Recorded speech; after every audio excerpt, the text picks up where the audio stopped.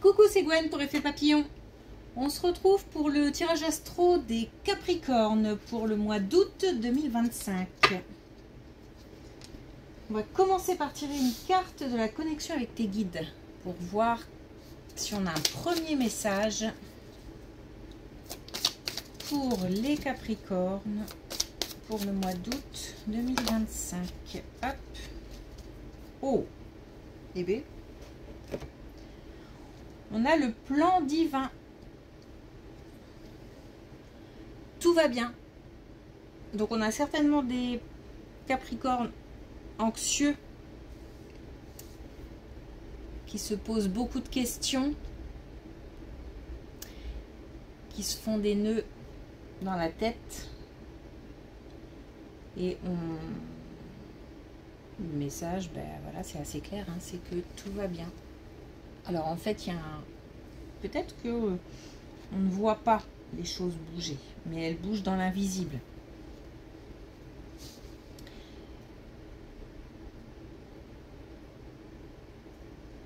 Alors après, j'entends aussi, il ne faut pas hésiter à demander. Il faut aussi peut-être développer, alors développer la communication, en tous les cas, faire attention aux signes.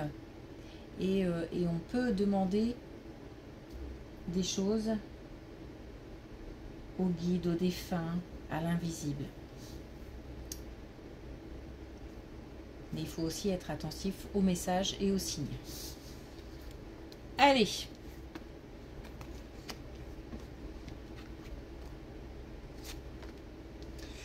Ok.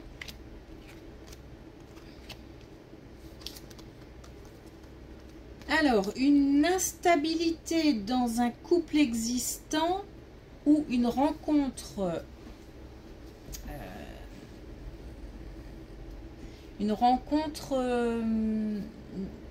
difficile avec quelqu'un pour les célibataires. On nous parle de difficultés. Alors, difficulté à communiquer, difficulté à trouver un terrain d'entente, difficulté à surmonter. En tous les cas, il manque encore un élément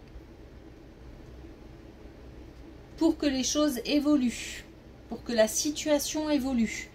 La situation va évoluer puisque on a là une solution. La situation va évoluer, mais on nous parle quand même d'expression, de communication et d'élan, comme si peut-être l'un des deux devait faire un pas ou par le biais d'un élan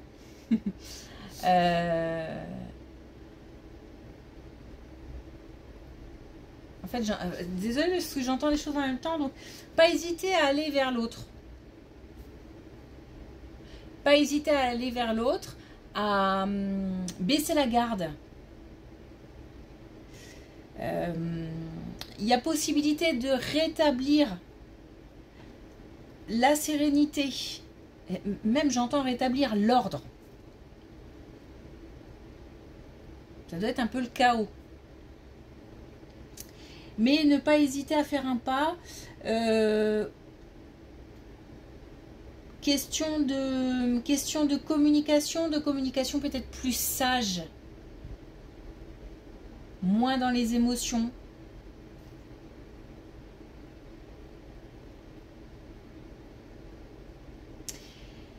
En même temps, il se peut aussi que ce soit l'autre qui fasse un pas. En tous les cas, il y a de la part de l'un des deux, peut-être même pourquoi pas des deux, aller vers l'autre. Ok.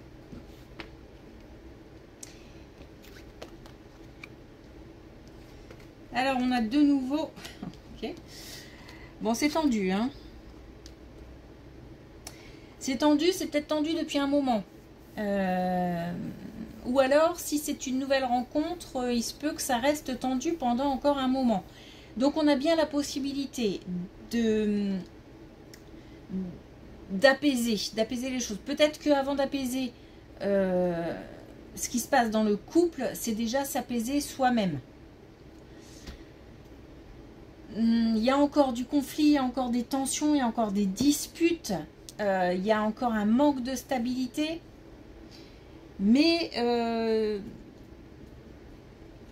voilà, il y a possibilité, parce qu'il y a comme une réunion, comme un rapprochement.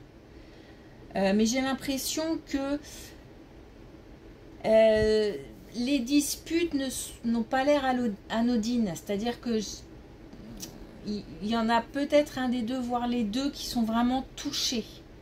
Alors touchés par des paroles, touchés par quelque chose qui a eu lieu et qui... Ça touche peut-être aux valeurs, ça touche à la vision de la vie. Enfin, c'est assez profond en fait. Hein. C'est pour ça que c'est assez lourd et que donc il faut déjà s'apaiser soi-même. La réconciliation ou le rapprochement est possible, mais peut-être qu'il faut quand même un temps entre les disputes et la réconciliation, peut-être un temps où chacun de son côté doit s'apaiser, prendre du recul, voir les choses un petit peu différemment, faire un pas de côté.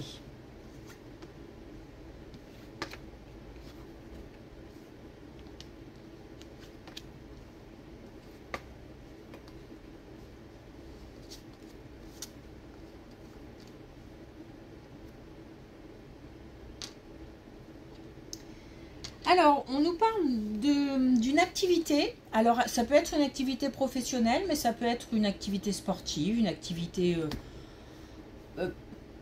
passionnante, une activité où on s'investit. Et là aussi, on a eu affaire à des moments difficiles. Peut-être au niveau relationnel, mais peut-être que ça va au-delà.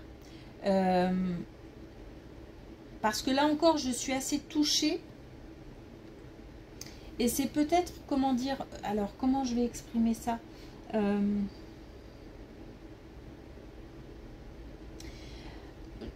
peut-être par des exemples. Dans le cadre d'un travail, si on a peut-être un sentiment d'échec, de ne pas avoir accompli une mission comme on l'aurait voulu, de ne pas avoir réussi un entretien, par exemple.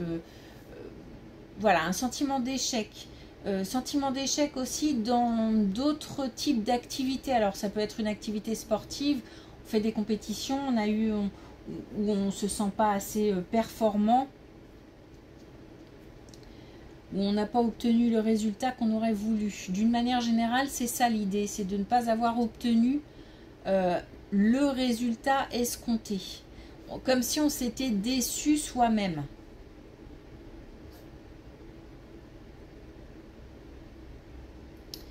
Mais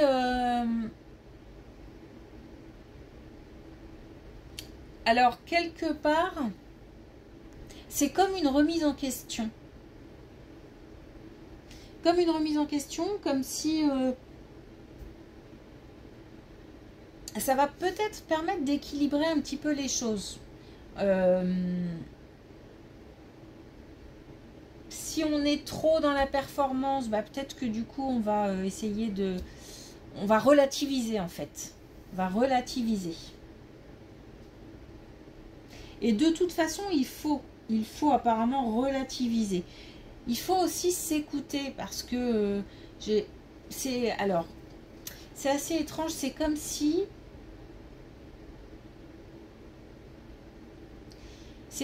on s'était déçu soi-même.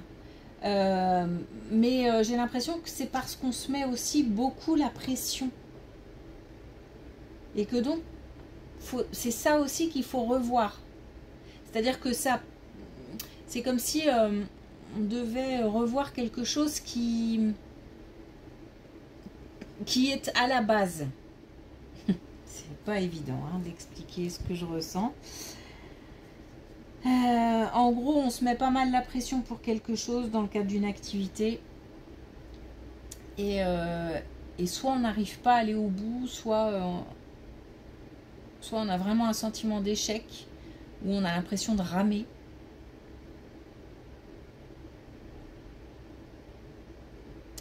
Et il faut relativiser. Parce que là, on a quand même le bonheur, c'est comme si on nous disait, mais peut-être que le bonheur est ailleurs. Pas forcément dans la pression qu'on se met au quotidien, qui déjà, on a déjà beaucoup de pression d'une manière générale, imposée par la société, le rythme de vie, les questions financières, voilà, j'en passe et des meilleurs. Mais en plus, là, on a tendance à se mettre pas mal la pression. Donc peut-être qu'il faut aussi se lâcher un peu, quoi. Alors se lâcher un peu dans le sens se lâcher la grappe, en fait.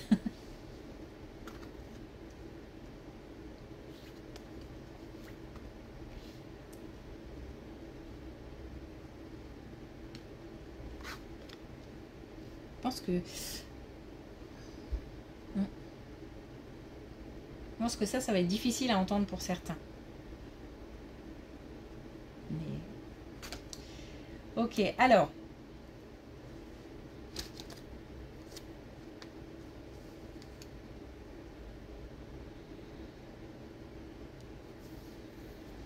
Alors, on a bien l'histoire de pression, voire même de perfection. C'est-à-dire qu'on a un projet, on a quelque chose qui est à mettre en place. Ça peut être aussi la pression par rapport à des enfants. Il y a une espèce de force qu'on a et qu'on aimerait transmettre ou qu'on aimerait montrer. Mais on sait qu'on est fort. Donc rien que le fait de le savoir, ça devrait déjà... C'est pas la peine de le prouver en fait. Voilà, c'est pas la peine de le prouver. Et là, encore une fois, on est dans cette tendance-là à essayer que tout soit carré, que tout soit parfait, que tout soit bien aligné. On nous dit clairement de faire de la place à de l'imprévu, à autre chose. Aussi apaiser le mental, parce que vraiment, on est beaucoup dans la tête, beaucoup dans la force, dans la puissance.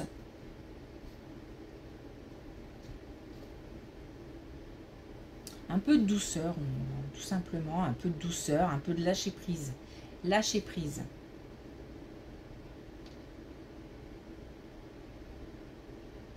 Donc soit par rapport à la mise en route d'un projet ou quelque chose qu'on a dans la tête ou quelque chose qu'on vient de démarrer. Soit par rapport à des enfants ou à un enfant.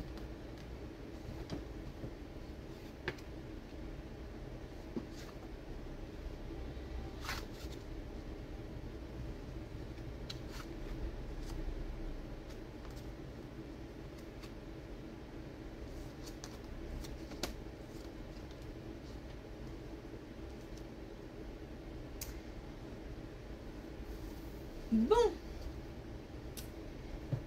Ok. Alors, une nouvelle colonne pas forcément évidente. On nous parle d'un travail et on nous dit que dans le cadre de ce travail ou vraiment par rapport à ce travail, on doit se séparer de quelque chose. Donc soit dans le cadre du travail, se séparer d'une activité, d'un collègue, d'un service, ou alors vraiment changer soit d'activité, soit d'entreprise, soit de projet. Les choses vont s'accélérer. les choses vont s'accélérer et c'est en fait maintenant qu'il faut se préparer. Faut penser aussi qu'on a la possibilité d'obtenir de l'aide. Ça, j'ai l'impression que c'est difficile aussi d'aller chercher de l'aide, d'aller d'en parler. On a la possibilité d'obtenir des conseils ou du soutien de personnes matures, expérimentées, peut-être des professionnels d'ailleurs. Mais j'ai l'impression que c'est plus facile d'aller vers les professionnels pour demander de l'aide que d'aller vers un soutien amical, familial. Il y a une espèce de résistance. Et pourtant, en fait, on nous demande de se lâcher, hein, vraiment, hein, beaucoup de pression dans ce tirage, hein, beaucoup de...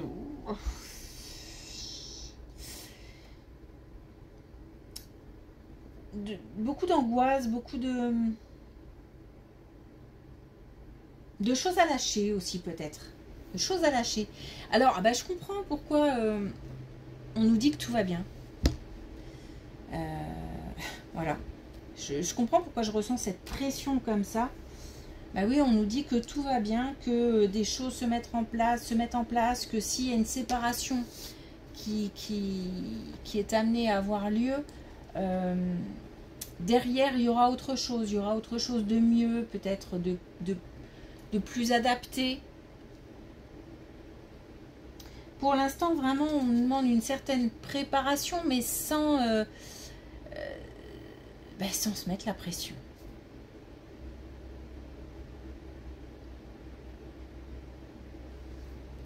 Ok, pas évident ce tirage, mais j'ai l'impression qu'on est beaucoup dans le mental, beaucoup dans le...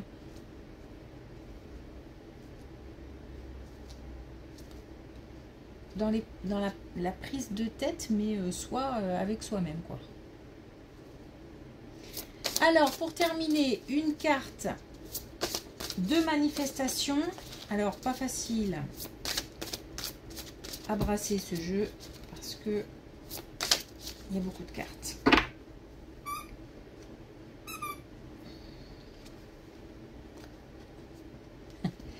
Donc, on a ce dont tu as besoin, être positif et bienveillant.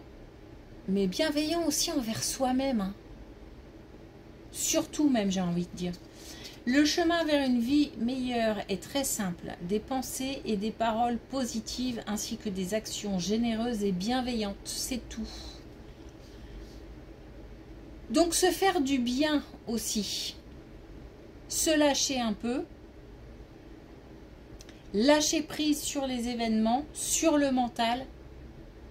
Penser positif. Ok, facile à dire, mais il y a un début à tout. Et puis on ne nous dit pas que tout est catastrophe, hein, dans ce tirage. On nous dit surtout que c'est qu'on se met beaucoup la pression en fait. Ok, merci pour votre écoute. Je vous souhaite une belle journée. Je vous dis à bientôt.